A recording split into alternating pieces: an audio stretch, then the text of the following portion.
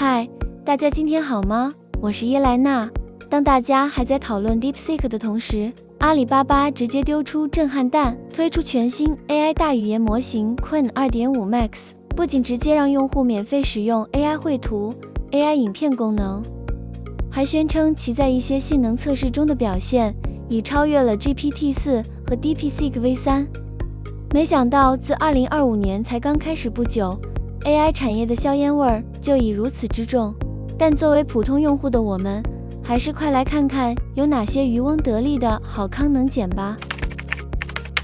Qwen 2.5 Max 是阿里巴巴旗下阿里云最新发布的大语言模型，属于通义千问系列。简单来说，就是一款新的 AI 工具 ，AI 助理。要使用阿里巴巴 Qwen 2.5 Max， 步骤也非常简单，就跟使用 ChatGPT 差不多。首先，前往 Qwen 2.5 Max 网站，可使用 Google、GitHub 等账号登入，点选账号，可自行设定语言、系统背景、颜色等等。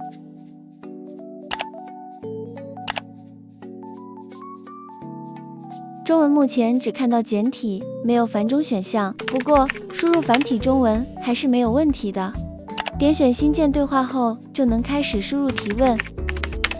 要记得点选联网搜索。如要使用 AI 绘图，点选图像生成，并选择想要的画面比例。输入图片提示词后，即可等待图片生成。可点选下载图片或分享给他人。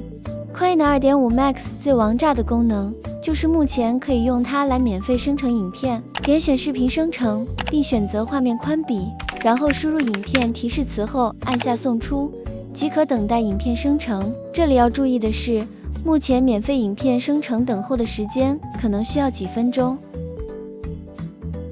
影片完成后，可以选择下载、分享或重新生成，也可以放大全荧幕观看。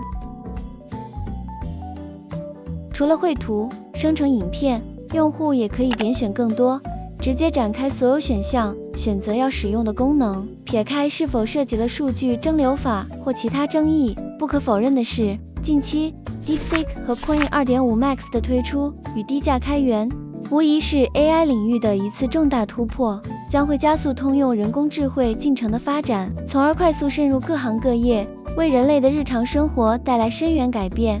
那今天的分享就到这儿咯，请帮我们按赞、订阅、分享，我们下次见。